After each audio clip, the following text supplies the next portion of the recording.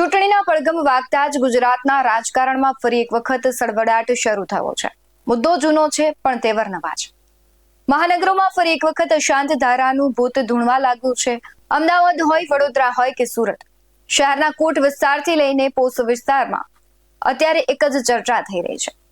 જેવી ચૂંટણી નજીક આવે એટલે અચાનક અમુક વિસ્તારોને અશાંત જાહેર કરવાની માંગ કેમ પ્રબળ બને છે? શું આ ખરેખર જનતાની સુરક્ષાનો મામલો છે કે પછી મતોના ધ્રુવીકરણની સોગટાબાજી? નમસ્કાર, વાત વિગતવાર સાથે હું છું ભગવતી વિશાવડિયા।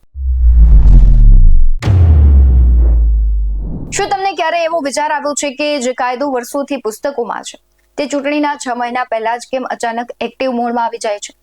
કેમ મહાનગરોની શાંતિ સોસાયટીઓમાં અચાનક અશાંતિનો ભય પેદા કરવામાં આવે છે? ગુજરાતમાં હાલ સ્થાનિક સ્વરાજ્યની ચૂંટણીઓ આવી ગઈ છે। હવે ચૂંટણી લડવા માટે નવો મુદ્દો આવ્યો હોય તેમ ગુજરાતના અનેક શહેરોમાં શાંત ધારાની આગ પ્રસરી છે। ગુજરાતના અનેક મહાનગરોમાં અશાંત ધારા મુદ્દે લોકો આક્રમક બન્યા છે। સૌથી પહેલા તો એ જાણીએ કે અશાંત ધારો શું છે।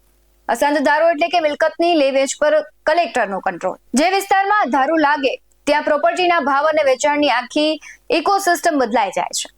ચૂંટણી ટાણે બિલ્ડર લોબી અને રાજકીય નેતાઓ વચ્ચે આ કાયદો એક બાર્ગેનિંગ ચીપ એટલે કે સોદાબાજીનું સાધન બની જાય છે। કોને પરવાનગી આપવી અને કોને રોકવી એ સત્તાના ઇશારે નક્કી થતું હોય છે। હાલમાં જ ગુજરાત વિધાનસભામાં ગુજરાત અશાંત ધારા સુધારા વિધેયક બહુમતી સાથે પસાર થયું। ગૃહમાં ભારે ચર્ચા બાદ વિધેયકને મંજૂરી મળી ગઈ। આ નવા બિલ અનુસાર અશાંત ધારા હવે નિર્દિષ્ટ વિસ્તાર તરીકે ઓળખાશે। મિલકત વેચાણ માટે કલેક્ટરની મંજૂરી ફરજિયાત કરાઈ છે અને કાયદાના ભંગ બદલ 5 વર્ષની જેલની જોગવાઈ પણ કરાઈ છે। હવે અશાંત વિસ્તારોમાં મિલકત વેચાણ પર લગામ લાગશે। ઘર હોય કે દુકાન, વેચવા માટે નિયમો વધુ કડક બનશે।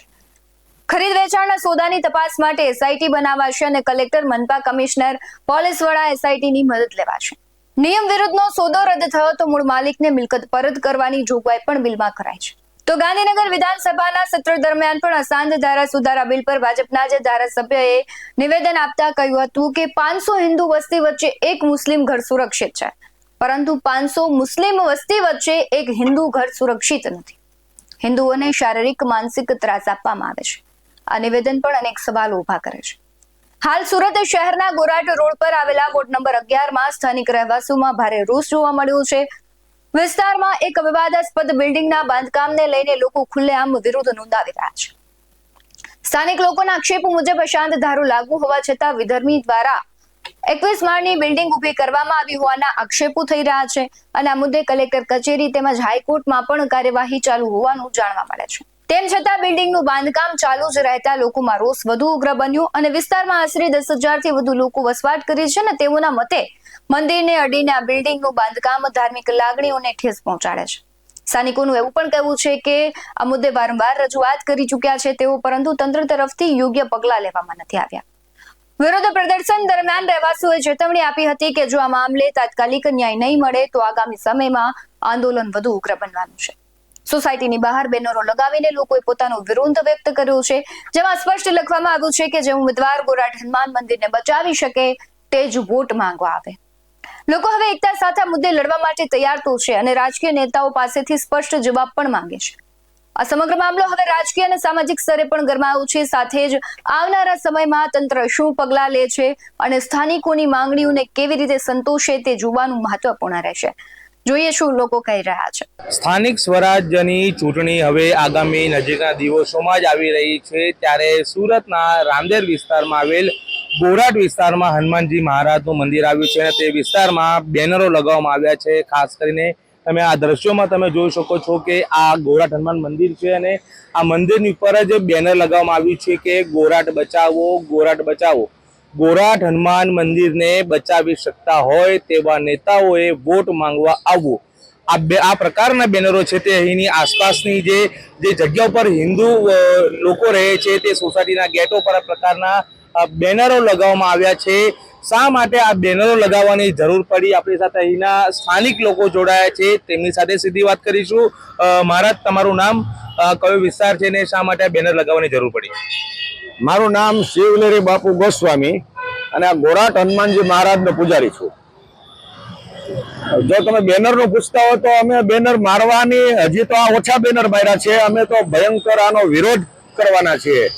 કારણ કે આ આખો હિન્દુ વિસ્તાર છે અને હિન્દુ વિસ્તારની અંદર એક્ઝેક્ટ અમારું આ મંદિર ને મંદિરની બાજુમાં જ વિધર્મીઓ રહેવા આવે તો અમારે મંદિરની જાળવણી કેવી રીતના કરવી આ અને વિધર્મીઓને સાથે અમારે રહેવું કેમ? જો હજી અમે જ્યાં સુધી પ્રેમથી પતે ત્યાં સુધી બરોબર છે, બાકી અમે તો આનો ખુલ્લેઆમ વિરોધ કરવાના છીએ અને આનાથી કદાચ ઉગ્રમાં ઉગ્ર આંદોલન કરવું પડે તો પણ અમારી જનતા અહીંની તૈયાર છે. મહારાજ વાત કરીએ તો બેનરમાં ઉલ્લેખ કરાયો છે કે હનુમાન મંદિર બચાવી શકતા હોય તેવા નેતાઓ જ વોટ માંગવા આવો. આ લાઈન લખવાની શું જરૂર પડી? બરાબર. આ લાઈન લખવાનું કારણ એ છે કે અહીંયા અમારી આટલા ટાઈમથી લડત ચાલે છે પણ એક બી નેતા અમારી સાથે આવેલ નથી. એટલા માટે અમે કહીએ છીએ અમે રાજકારણી માણસ નથી. અમે તો એક જ વાત કરીએ છીએ, અમારું મંદિર અમારો વિસ્તાર બચાવશે ઈ અમારો નેતા. અમારે કોઈ પાર્ટી સાથે લેવા દેવા નથી. જો નથી કોઈ પાર્ટીનું નામ, અમે એવું જ નથી કે આ જ પાર્ટી જોઈએ. અમારે તો કોઈ પણ પાર્ટી આવે જે અમારું કામ કરશે. આ બિલ્ડિંગ ખોટી રીતે બંધાયા છે, બધાને ખબર છે, તેમ છતાં બધા નેતાઓ આંખ આડા કાન કરે છે. આપણી સાથે અન્ય લોકો પણ જોડાય છે, તેમની સાથે વાત કરીશું. તમારું નામ, આ બેનર લગાયા છે, શું કહેશો? મારું નામ રજનીકાંત પંડ્યા છે. આ વિસ્તારમાં અમારું ગોરાટ હનુમાન મંદિર જે આસ્થાનું કેન્દ્ર છે ત્યાં આવેલું છે. એને બચાવવા માટે અમે લડત ચલાવી રહ્યા છીએ. ઘણા વર્ષોથી લડત ચલાવ્યા છે પણ અમને ન્યાય મળ્યો નથી. માટે અમારે એવા નેતાની જરૂર છે જે અમારો સ્થાનિક હોય અને જે અમારા માટે સહકાર આપે, અમારા મંદિરને બચાવે, અમારા હિન્દુ વિસ્તારને બચાવે. એવા નેતાઓને અમે આવકારીએ છીએ. ચોક્કસથી આ પ્રકારે બેનરો લગાવીને અહીંના સ્થાનિક લોકો દ્વારા વિરોધ કરવામાં આવી રહ્યો છે.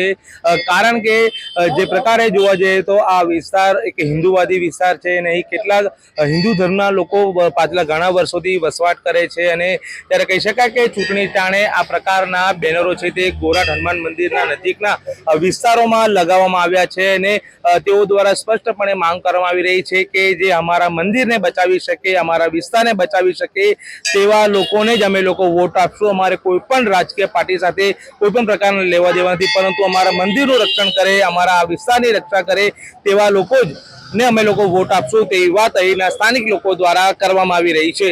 Paresh Rathod, BS9 TV news, Surat. બીજી તરફ ભાવનગરમાં શાંત ધારા હેઠળ ભ્રષ્ટાચાર મામલે આખરે 15 દિવસ બાદ ફરિયાદ નોંધાઈ. મદદનીશ કલેક્ટર પ્રતિભા દહિયા દ્વારા પોતાના ડ્રાઈવર મોમીન પઠાણ સામે નીલમબાગ પોલીસ સ્ટેશનમાં ફરિયાદ દાખલ કરાઈ. મિલકત તબદીલીની મંજૂરી માટે 14 લાખ રૂપિયાની લાંચ માંગવાના આરોપ સાથે વિડીયો ઓડિયો પણ સામે આવ્યા.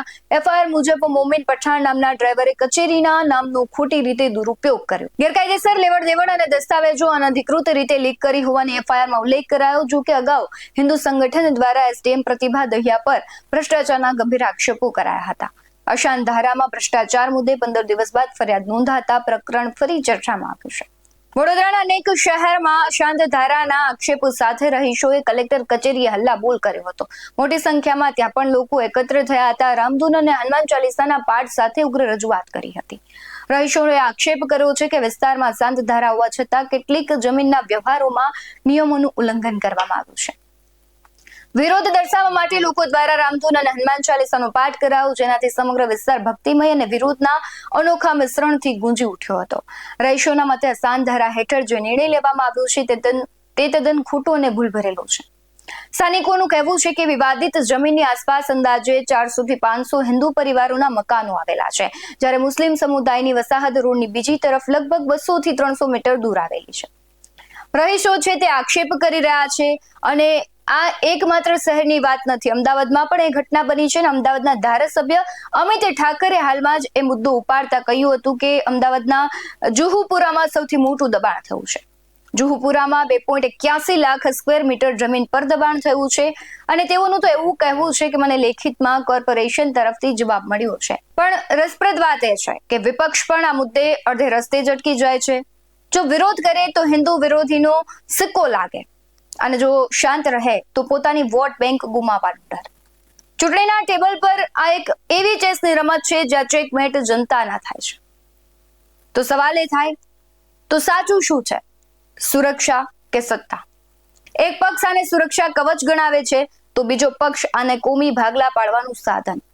સવાલ એ છે કે જો વિસ્તાર ખરેખર અશાંત છે તો 5 વર્ષ સુધી તંત્ર કેમ ઊંઘતું હતું? અને જો શાંત છે તો માત્ર ચૂંટણી ટાણે જ આ કાયદાની યાદ કેમ આવી? અશાંત ધારો એ માત્ર કાયદો નથી, પણ ગુજરાતની ચૂંટણીનું એક એવું થર્મોમીટર છે જે સામાજિક તાપમાન માપવાનું કામ કરે છે. જનતાએ સમજવાની જરૂર છે કે આ રમત મિલકત બચાવવાની છે કે સત્તા મેળવવાની. કારણ કે ચૂંટણી આવશે અને જશે, પણ આ અશાંતિના નામે જે દિવાલો ચણાય છે તે વર્ષો સુધી તૂટતી નથી. હાલ વાત વિગતવારમાં બસ આટલું જ. તમારું અશાંત ધારાને લઈને શું કહેવું છે? ચૂંટણી નજીક આવી રહી છે, રાજકીય પાર્ટીઓને લઈને શું માનવું છે? કમેન્ટમાં જરૂરથી જણાવજો. બાકી આવા જ વધુ અહેવાલો સાથે ફરી મળતા રહીશું. તમે અમારી યુટ્યુબ ચેનલને સબસ્ક્રાઇબ કરવાનું, અમને ફેસબુક અને ઇન્સ્ટાગ્રામ પર ફોલો કરવાનું ભૂલશો નહીં. બાકી અમને નવી અપડેટ્સ મેળવવા માટે આપ જોતા રહો BS9 ન્યૂઝ. નમસ્કાર.